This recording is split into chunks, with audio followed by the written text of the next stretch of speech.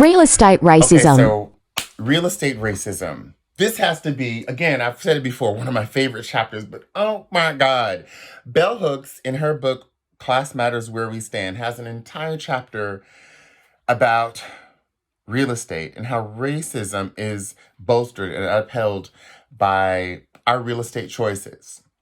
I got to thinking about this because a lot of people, a lot of people are traumatized by this Buffalo shooting. And one of the things that people keep raising is how easily can one identify a so-called black neighborhood? And why is there a so-called black neighborhood in a diverse, free, open democracy? Like, why is there a neighborhood that is exclusively, not inclusively, but exclusively black? And how can one literally look on a map and say, oh, that's a black neighborhood, and let me go there to shoot up? Redlining. We know the history of redlining, but then there's also the perniciousness that I faced when I moved in the very house that I live in right now.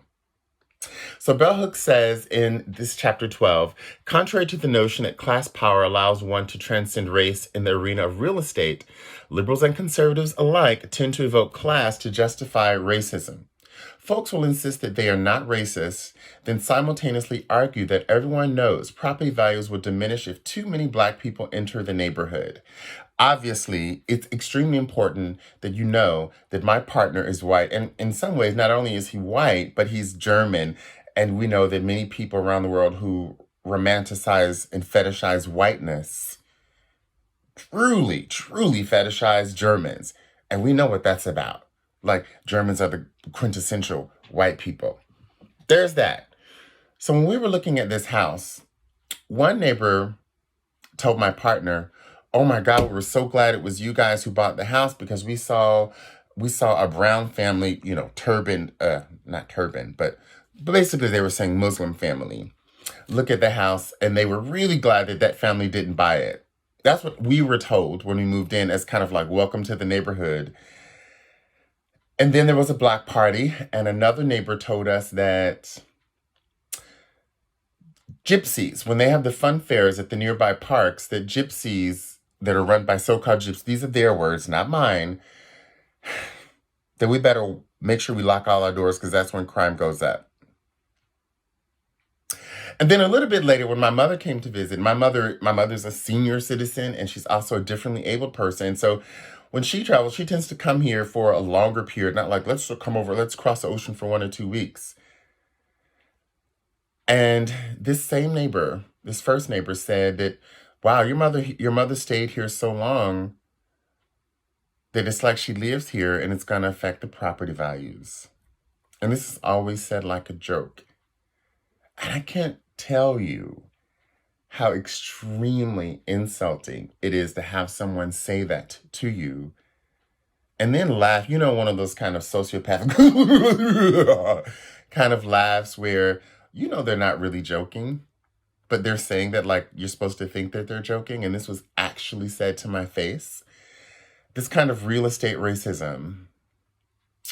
Now, I'm reading this from Bell Hooks. Ironically, she talks about buying her home in the West Village where I visited her. I physically visited Bell Hooks in that apartment that she talks about. And I have a whole nother set of videos about that because she actually saved my father's life.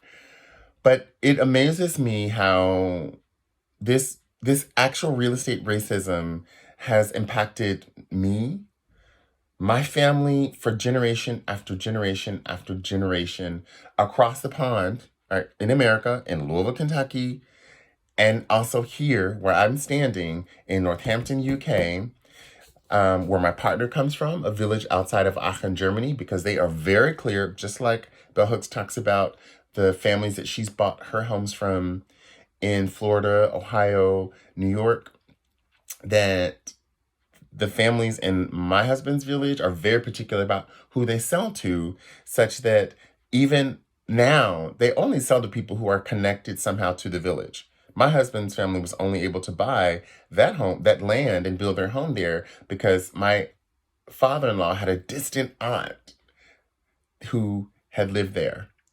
That was the only reason. And the neighbors that I've met from there, many of them have been there. One of them showed me, he literally on his kitchen floor had a family history of 800 years, right there on that very spot. Another neighbor that I know, she said, oh, my mother grew up there in that house, and my grandparents did, da, da, da. Literally all of them are there. And you think, okay, so how do you keep this neighborhood like this? Well, this is how it happens. And it's often just those little comments like that. It's painful to know that still today, white people, even immigrants who are white in this nation, have those kind of choices to exclude people of color from their neighborhoods, from their real estate, and to do so just tongue in cheek, just like a joke.